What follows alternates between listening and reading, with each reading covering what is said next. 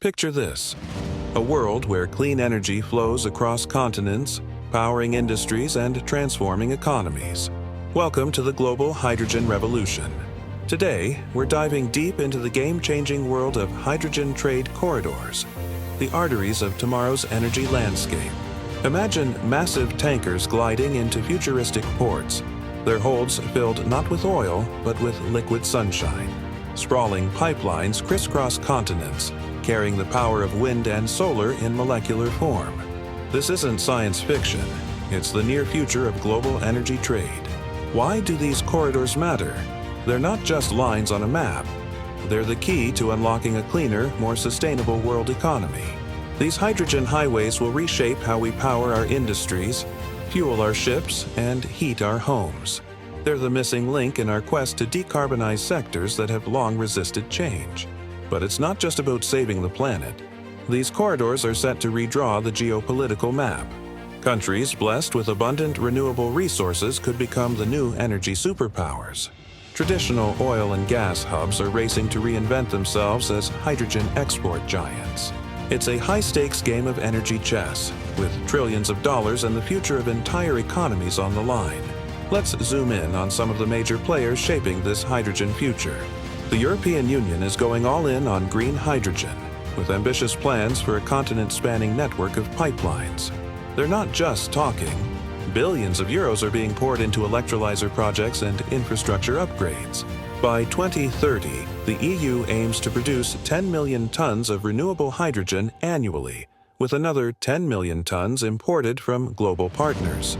Across the globe, Japan is positioning itself as the hydrogen import hub of Asia. They're forging partnerships from Australia to the Middle East, securing future supplies to power their industries and transportation sector. Japanese companies are investing heavily in overseas production projects, ensuring they'll have a steady stream of clean molecules flowing into their ports. Speaking of Australia, the land down under is gearing up to become a renewable hydrogen powerhouse. With vast desert expanses perfect for solar farms and windy coastlines, Australia is planning massive export terminals to ship green hydrogen to energy-hungry Asian markets. The government has set its sights on becoming a top 3 hydrogen exporter by 2030, leveraging its experience in LNG to dominate this new energy frontier. But don't count out the traditional energy giants. The Middle East, long synonymous with oil, is pivoting fast to hydrogen. Countries like Saudi Arabia and the UAE are leveraging their existing energy infrastructure and expertise to lead the charge. Massive solar farms are sprouting in the desert, powering electrolyzers to produce green hydrogen at scale. These nations are determined to remain energy exporters in a post-oil world. Of course, building this hydrogen future won't be easy. The challenges are as massive as the opportunities. We need to scale up electrolyzer manufacturing at an unprecedented rate. Current global capacity is a drop in the ocean compared to what's needed. We're talking about a 100-fold increase in the next decade alone. Then there's the matter of ports. Our current maritime infrastructure simply isn't ready to handle hydrogen at scale. We need specialized terminals, cryogenic storage facilities, and a whole new fleet of hydrogen-capable ships. It's a multi-billion-dollar overhaul that needs to happen fast. Logistics and storage pose their own unique hurdles. Hydrogen is notoriously tricky to transport and store efficiently. We're seeing innovative solutions emerge, from liquid organic hydrogen carriers to underground salt caverns. But there's still work to be done to make long-distance hydrogen trade truly economical. And let's not forget the elephant in the room: money. The investment required to build out these global hydrogen corridors is staggering. We're talking trillions of dollars over the next few decades. Governments and private investors are stepping up, but bridging the funding gap remains a critical challenge. So, what does the future hold for these hydrogen highways? Projections vary, but most experts agree we're looking at a multi-hundred-billion-dollar annual trade by 2050.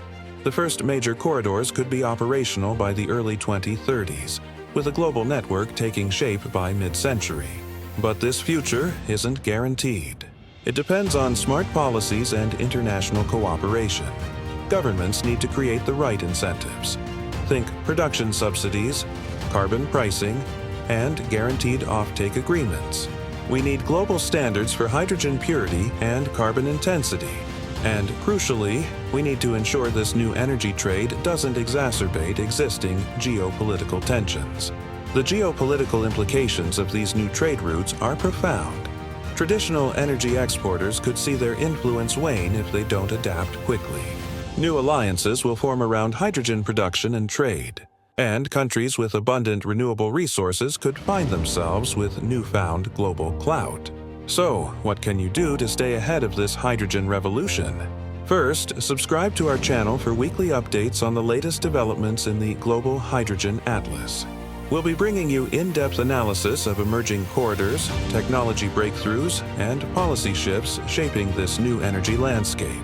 But we want to hear from you too. In the comments below, vote for which hydrogen corridor you want us to map out in detail next.